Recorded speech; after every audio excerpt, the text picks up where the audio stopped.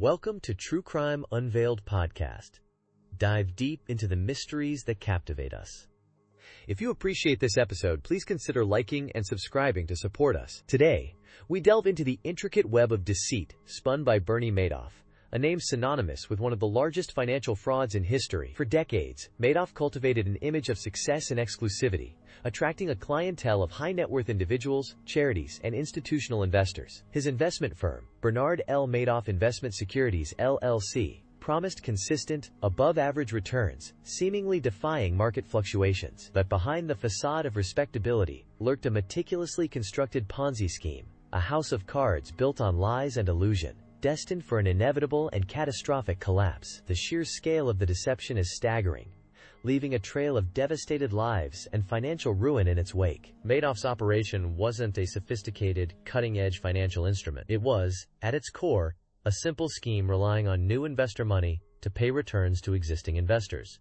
There were no actual investments being made. The returns investors received were simply funds from other individuals caught in the same web of deceit. This classic Ponzi structure allowed Madoff to maintain the illusion of profitability for years, lulling investors into a false sense of security. He fostered an aura of exclusivity, making his fund seem like a privileged club that only a select few could join. This strategy played into the psychological biases of his investors, many of whom were prominent figures in society, further bolstering the scheme's credibility. The meticulous records, the consistent returns, and Madoff's esteemed reputation within the financial community all contributed to a sense of unwavering trust. Few questioned the mechanics behind the seemingly miraculous returns. Madoff's operation existed largely outside the scrutiny of regulatory bodies, further enabling the fraud to perpetuate for an astonishing length of time. His position as a former chairman of the Nasdaq Stock Exchange lent him an air of legitimacy and influence,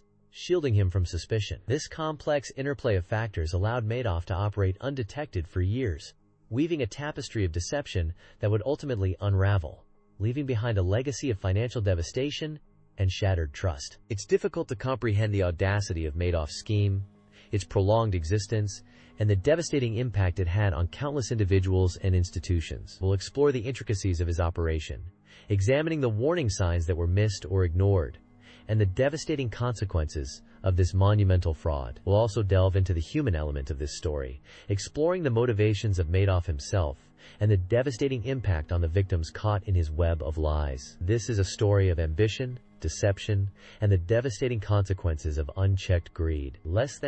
Person one greater than.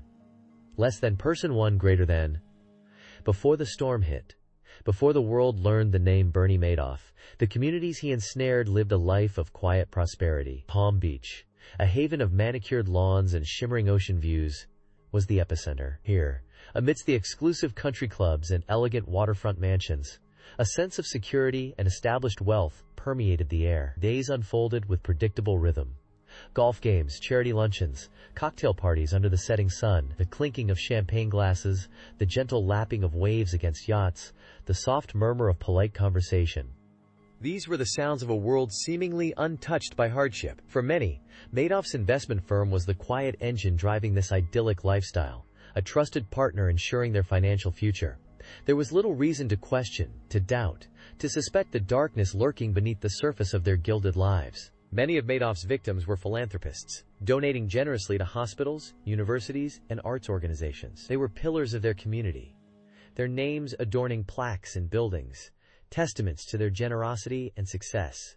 They believed in giving back, in securing a better future for others. They held board positions, chaired galas, and their influence rippled through the social fabric of Palm Beach and beyond. Their lives were interwoven, a tight-knit community built on shared values and trust. They vacationed together, celebrated milestones together, and unknowingly would soon face financial ruin together. The illusion of stability, of a secure future carefully built over decades, was about to shatter, leaving behind a wreckage of shattered dreams and broken trust. One could almost taste the salty air mingled with the scent of blooming jasmine. The mornings began with leisurely walks along the beach, the warm sand between their toes, before moving on to the meticulously maintained golf courses. The afternoons were filled with bridge games, book clubs, and shopping expeditions on Worth Avenue. Evenings brought elegant dinners, often hosted in sprawling estates, where conversations revolved around family, travel, and the latest happenings within their exclusive circles. This was a world where worries seemed distant,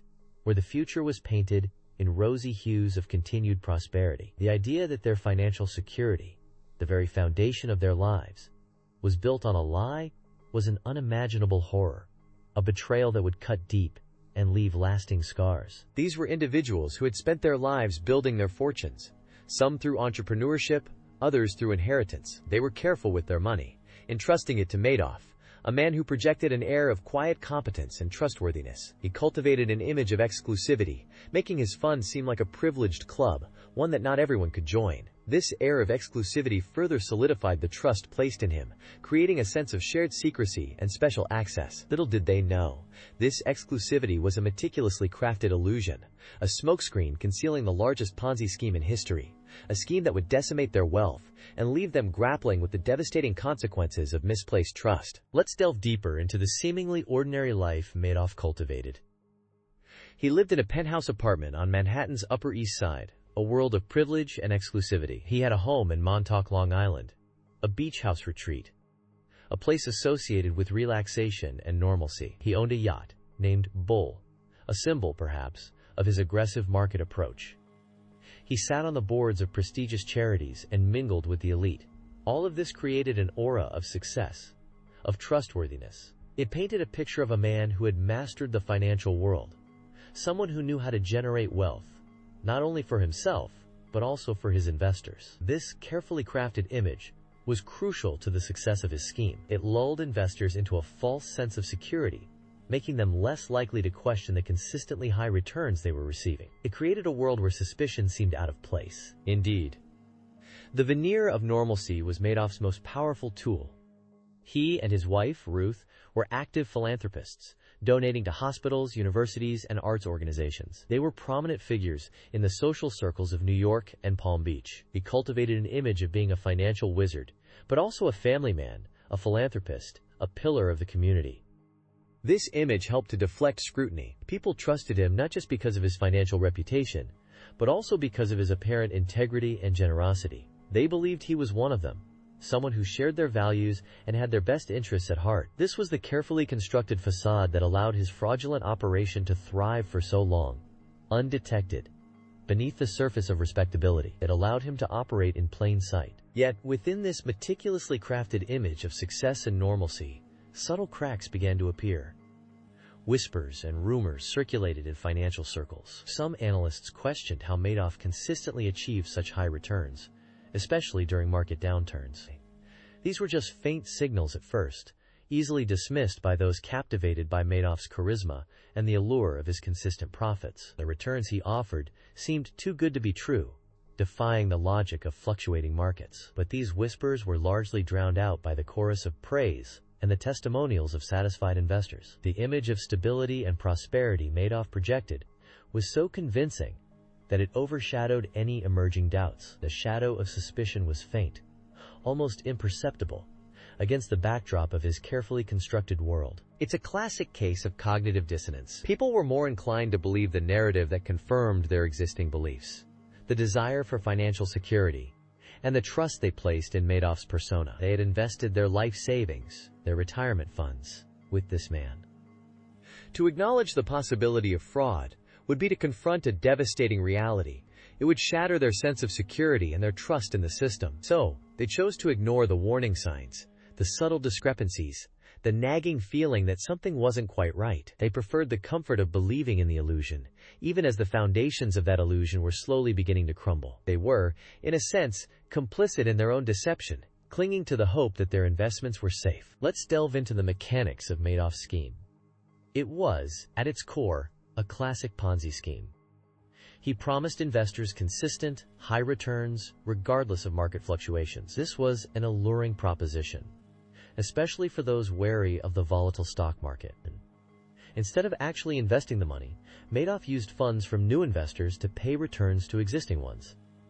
This created the illusion of a successful investment strategy. He fostered an air of exclusivity, making it seem like a privilege to be part of his investment fund. This tactic further lured in wealthy individuals and institutions, who were eager to join what they perceived as an elite club. The scheme thrived on secrecy and deception, with Madoff meticulously crafting a facade of legitimacy. He fabricated account statements, showing impressive but entirely fictitious gains. It's crucial to understand that Madoff didn't operate in a vacuum.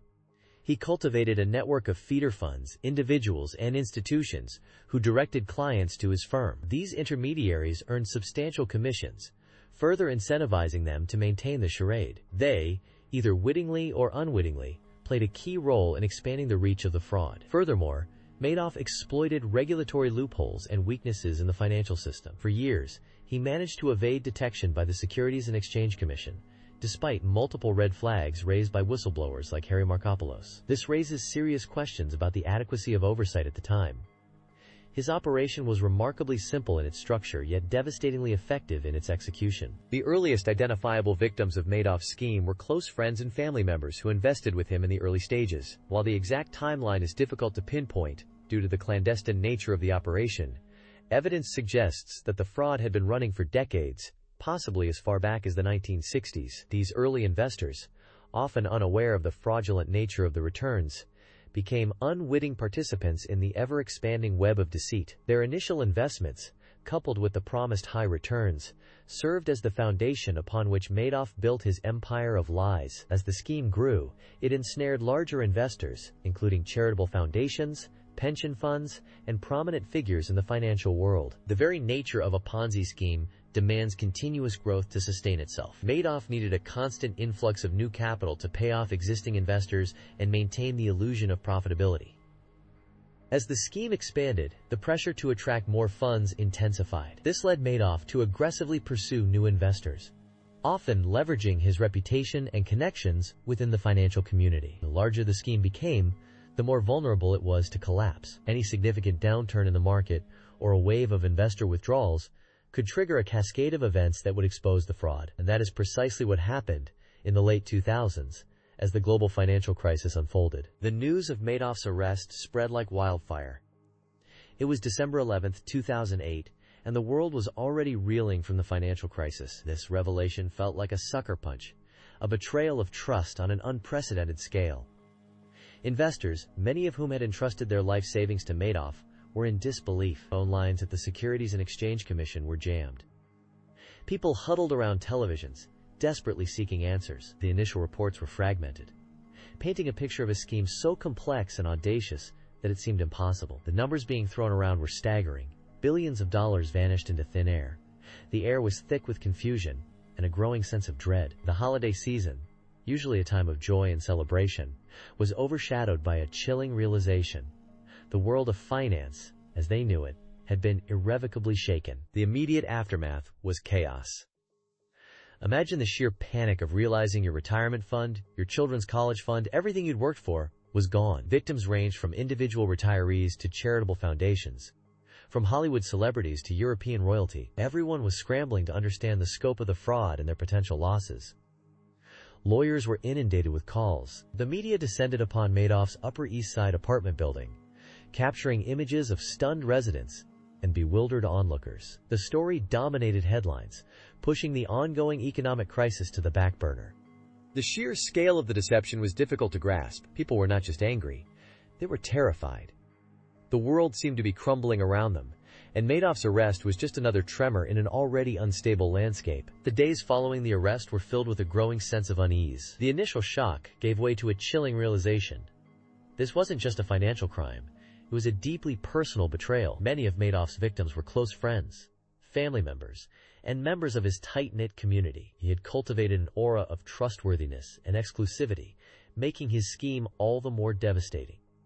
People began to question everything they thought they knew about him. The man they had admired and respected was now exposed as a master manipulator, a con artist who had shattered lives and eroded trust in the entire financial system. The whispers started, then the accusations, then the lawsuits. The world watched as the meticulously crafted facade of Bernard Madoff crumbled, revealing the monstrous deception beneath. The fear wasn't just about the money. It was about the loss of security, the shattering of a belief system. Madoff's Ponzi scheme wasn't just a financial crime. It was an emotional one.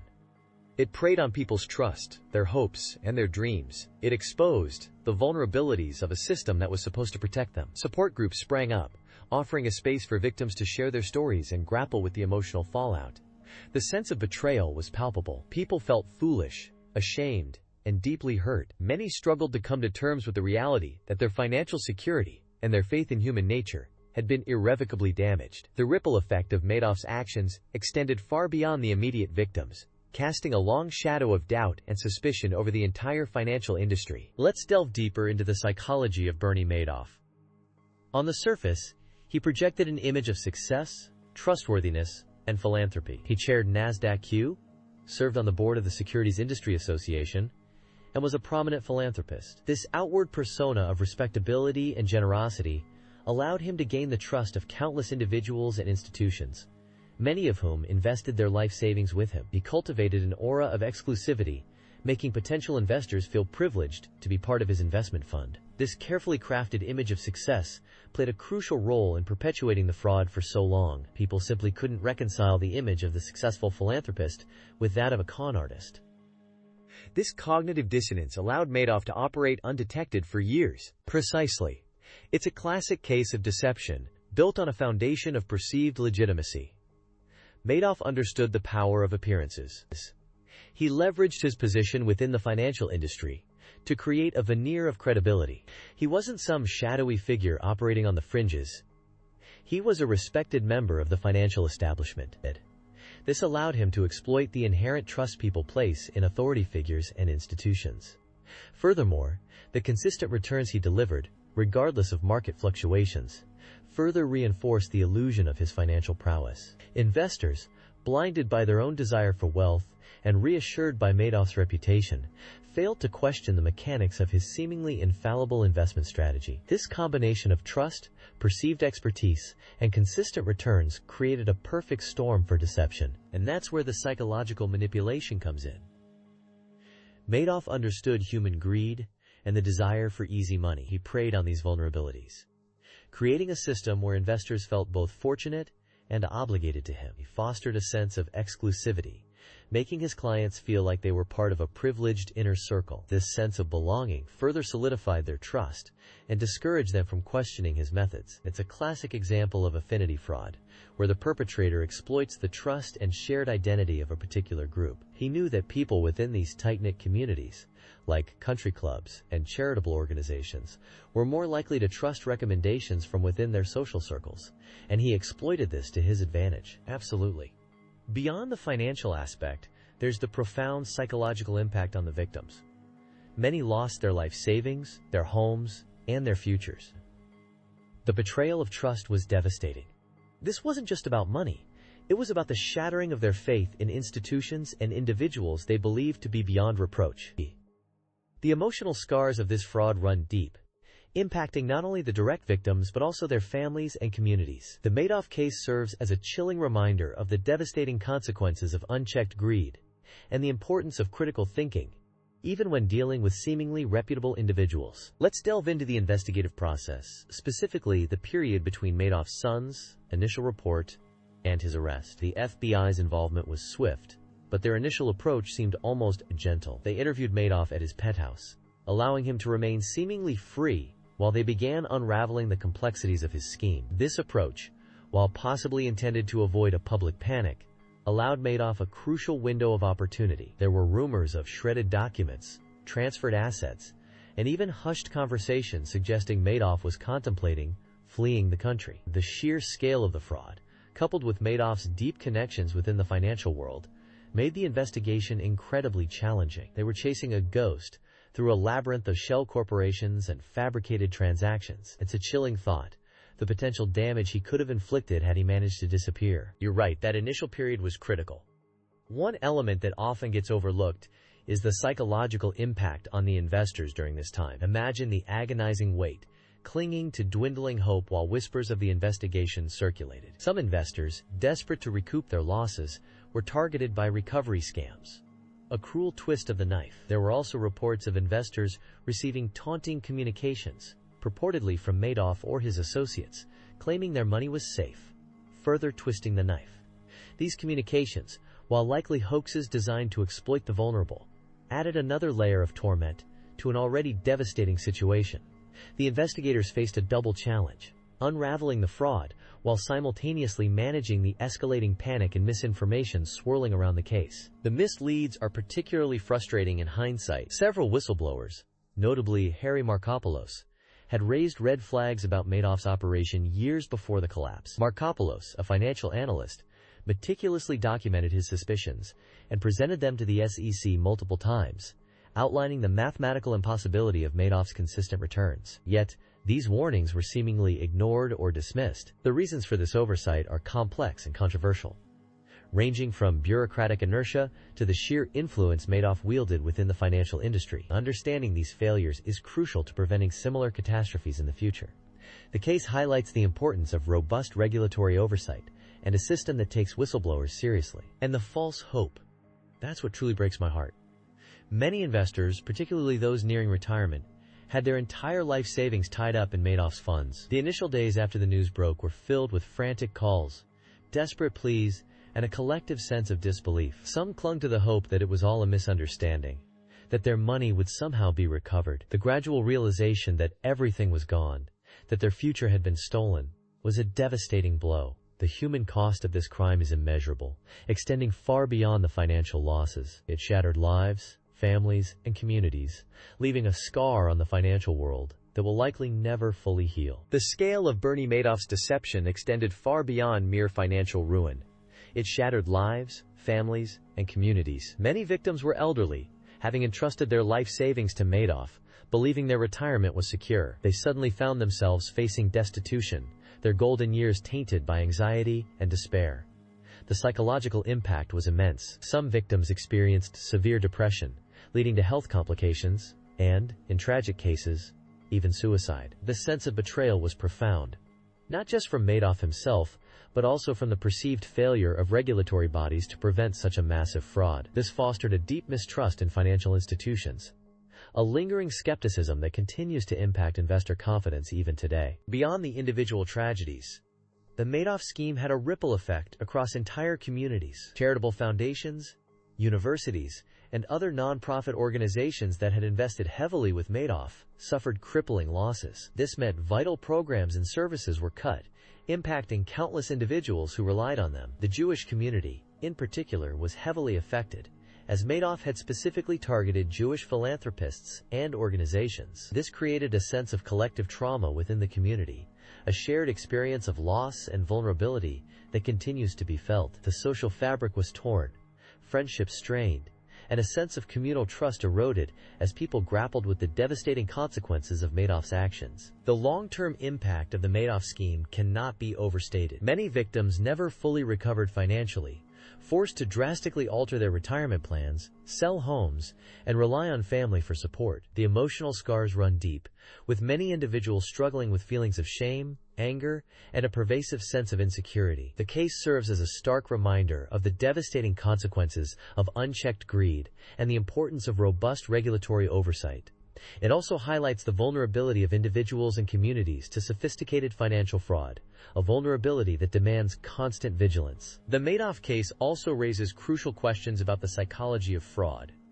How could someone perpetrate such a massive deception for so long? Experts suggest a complex interplay of factors, including narcissism, a sense of entitlement, and a belief in one's own invincibility. Madoff himself seemed to display a remarkable lack of remorse, even in the face of overwhelming evidence. This raises questions about the nature of psychopathy and the ability of some individuals to compartmentalize their actions, detaching themselves from the human suffering they inflict. The Madoff case provides a chilling glimpse into the mind of a master manipulator and the devastating impact such individuals can have on the lives of others. The illusion was meticulously crafted, a house of cards built on fabricated returns and forged documents. For years, Madoff managed to maintain this facade, lulling investors into a false sense of security with consistent, albeit fictitious, profits. He expertly exploited his reputation as a Wall Street veteran, leveraging his social connections and philanthropic activities to gain the trust of wealthy individuals,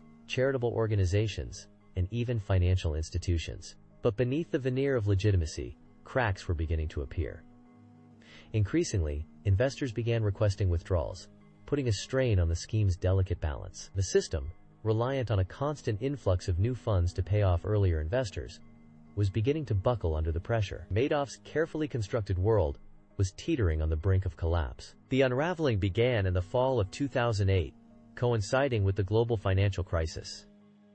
As markets plummeted, redemption requests surged. Madoff, unable to meet these demands, found himself trapped in a spiraling vortex of his own making. His elaborate web of lies, sustained for so long, was finally beginning to unravel. He confided in his sons, Mark and Andrew, revealing the devastating truth.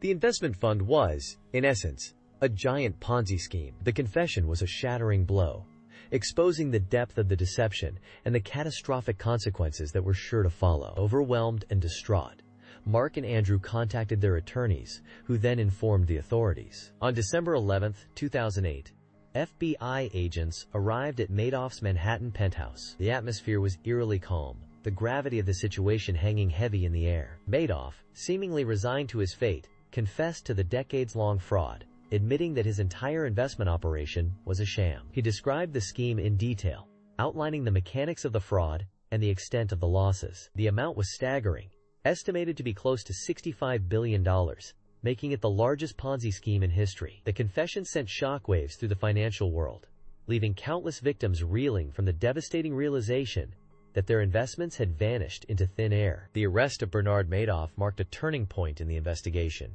shifting from uncovering the truth to assessing the damage. The scene was surreal. The man who had once commanded respect and admiration now escorted away in handcuffs. The image became a symbol of the financial crisis, a stark reminder of the fragility of trust and the devastating consequences of greed. As Madoff was led away, the investigation began to focus on the victims, the thousands of individuals and organizations whose lives had been irrevocably altered by his deception.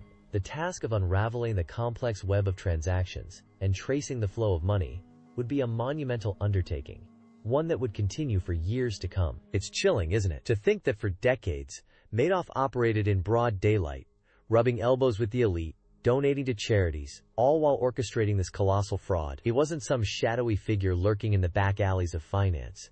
He was a pillar of the community, a respected figure, a former chairman of the NASDAQ. The sheer audacity of it is almost incomprehensible. He betrayed the trust of thousands, including close friends, family members, and charitable organizations. The damage he inflicted, both financially and emotionally, is immeasurable. How could someone maintain such a facade for so long? It speaks to a level of compartmentalization and deception that is truly disturbing.